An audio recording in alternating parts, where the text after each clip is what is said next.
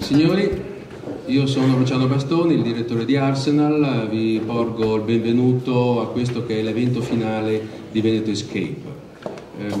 Solo due parole, poi i relatori spiegheranno molto diffusamente. Veneto Escape, diciamo evento finale, ma non perché diciamo, abbiamo finito il nostro lavoro come Arsenal, evento finale perché è la fine della progettazione. Continueremo sempre a seguire quelli che sono l'andamento, i risultati, l'impatto sia sulla cittadinanza che sugli operatori. Veneto Escape è il progetto di riuso di Escape, che è il progetto che è stato messo nel catalogo di riuso dalla Regione Veneto, un progetto della ULSS 9 che è stato creato, ideato dal dottor Dario, che è il presidente di Arsenal, e poi messo in atto dal nostro ingegner Bettiol, che è la persona che più probabilmente ha lavorato a questa creazione. Io adesso do la parola al dottor Dario che, oltre che i saluti, darà un'immagine un po' più approfondita di questo progetto.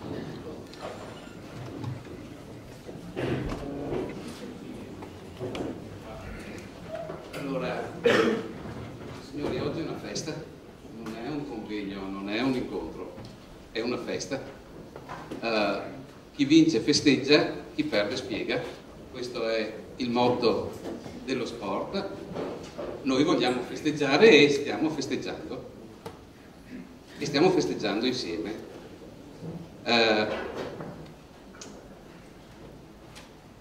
Se adesso, come faremo rapidamente, guardiamo indietro, guardiamo anche indietro oltre che avanti, buona parte della giornata sarà dedicata a guardare avanti. Qualche minuto nel guardare indietro e nel capire che questo festeggiamento è un festeggiamento di tutti coloro che hanno lavorato a questo progetto. È un progetto che effettivamente è un progetto di contagio, di contaminazione progressiva. Allora, se vediamo, allora si vede che è un progetto partito molto da lontano, nel 1998, e che non è neanche un progetto, è un cluster di progetti. Sono progetti che progressivamente si sono allargati dal 98 con un primo progetto firma digitale nell'azienda di Treviso, progressivamente si è allargato con una ricerca sanitaria finalizzata regionale, poi è cominciato Escape e progressivamente si è allargato.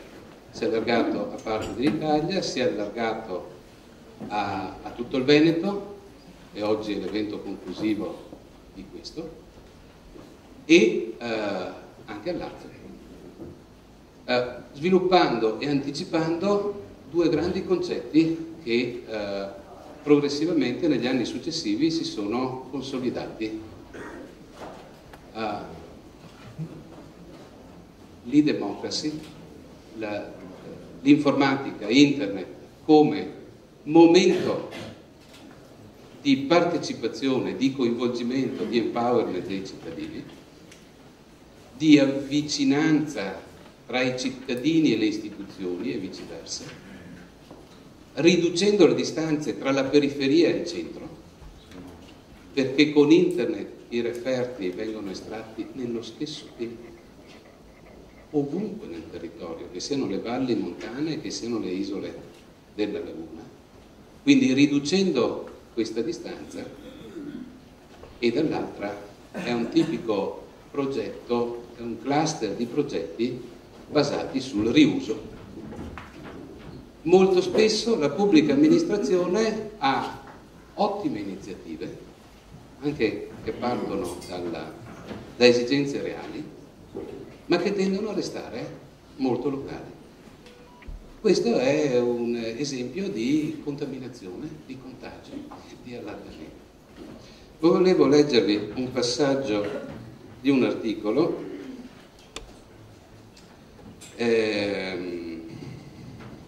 questo, scusate.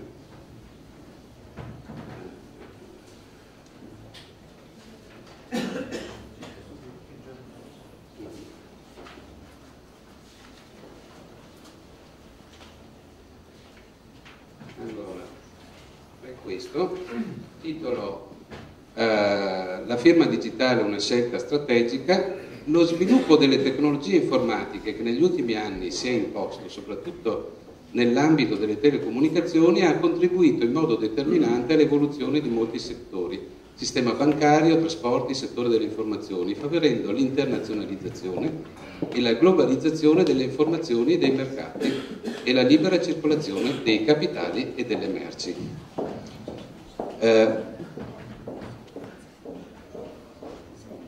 C'è un grande interesse in ambito sanitario per le applicazioni informatiche, soprattutto nell'approccio strumentale diagnostico-terapeutico. Un esempio è la ricostruzione tridimensionale di immagini diagnostiche. Minore attenzione viene invece riservata per il loro diffuso e sistematico utilizzo in ambito gestionale ed organizzativo sanitario, non cogliendone appieno l'enorme potenzialità. Ciò non per carenza di tecnologia, quanto piuttosto per inadeguata penetrazione e veicolazione delle conoscenze relative nel settore sanitario. Chi ha messo su? Chi ha messo su la diapositiva? Guardate la data. Gennaio 1999.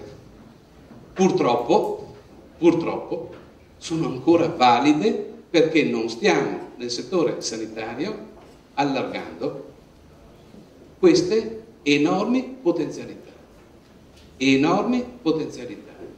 che la tecnologia ci sta dando, e non è una tecnologia informatica, ma è una tecnologia organizzativa, di organizzazione dei percorsi sanitari, di cultura sanitaria, di intelligenza collettiva che si può concretizzare sui singoli casi.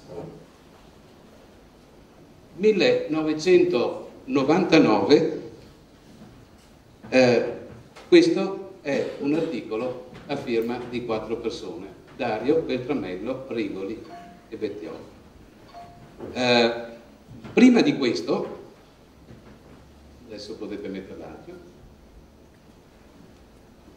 nel gennaio-febbraio del 98 c'era stato un altro articolo: Beltramello, Rigoli, Mottola e Dario, sicurezza e riservatezza dei dati clinici, 15 anni fa. Certo ci vuole costanza, E perché abbiamo fatto questo articolo? Perché allora non c'era nessun riferimento normativo sulla firma digitale. Però ce ne rendevamo conto, coglievamo che questa era una strada.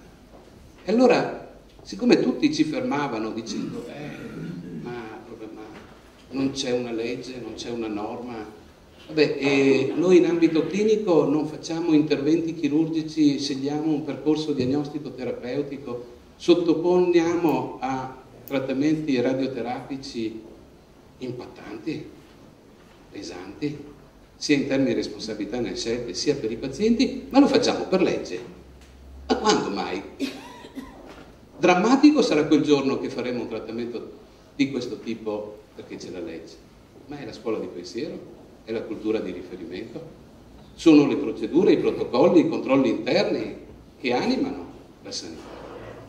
E allora, seguendo questo ragionamento, abbiamo detto: perché non pubblichiamo?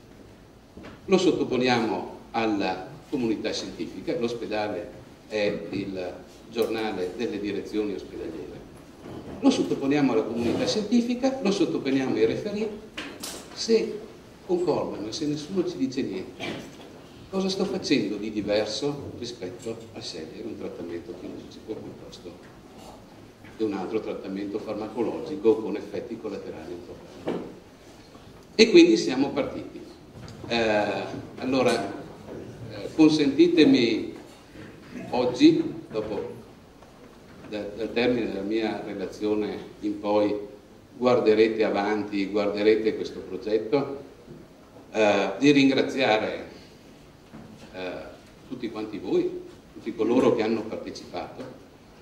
Ho visto anche una bella mail di un referente di un'USL che non è riuscita a completare questo percorso, che un po' sofferente diceva: ma non vengo perché non ce l'abbiamo fatta. E ho detto: no, anzi, venite, è una festa di tutti coloro che hanno lavorato. È un tipico progetto bottom up, partito dalla base, è cresciuto allargandosi, è cresciuto in termini organizzativi. All'inizio eravamo 4 a crederci in questo, progressivamente nei progetti successivi c'è stato un allargamento, ormai siamo qualche centinaio di persone che nel Veneto lavorano su questo, e Arsenal non è altro che la strutturazione e la condensazione, mettere insieme il know-how che i nostri gruppi, le nostre aziende hanno sviluppato in questo contesto. Quindi siamo cresciuti anche in assetto organizzativo. Da questo punto di vista voglio ringraziare anche, oltre a voi, sia coloro che lavorano nelle aziende sanitarie, nelle strutture private, i fornitori, perché queste cose devono avere una condivisione, un approccio di partnership con i fornitori, e anche i direttori generali, sia i precedenti sia gli attuali, perché Arsenal è il risultato, è il fatto che ci si crede tutti quanti in questo tipo di percorso. E allora, guardando indietro e guardando questi 15 anni passati, è chiaro che chiedo a Roberto Rigoli e all'ingegner Bettiol di venire su un attimo, così i più giovani, perché 15 anni fa, tu cosa facevi 15 anni fa? Suonavo in una band. Andavo a scuola. A scuola dove? A Verona, liceo scientifico. Quindi, ingegnere Roberto, non possiamo pensare che vi conoscano, accomodatevi qua un attimo. Manca il quarto, Claudio Beltramello, che allora era specializzando e in questo momento ha una docenza al PUAM, perché si è occupato di progetti internazionali, continua a occuparsi di progetti internazionali, e mi ha detto di portare i suoi saluti a voi. Avrebbe voluto essere qui, voleva mandare una foto, ho detto vabbè, sì, ci sarà un'altra occasione. E in tutto questo, come presidente di Arsenal, abbiamo preparato 2 targhe come ringraziamento a chi 15 anni fa ci ha creduto, e soprattutto nel nonno ci tiene molto. Non dire. Approfitto per ringraziare tutti per la collaborazione in questi 15 anni. Sono venuto a trovarvi quasi tutti, direttori sanitari, responsabili informatici, ma anche il Ministero e la Regione. Qualcuno ha detto che ho rotto abbastanza e che ora che me ne vado in pensione. Vabbè, saluto tutti, grazie.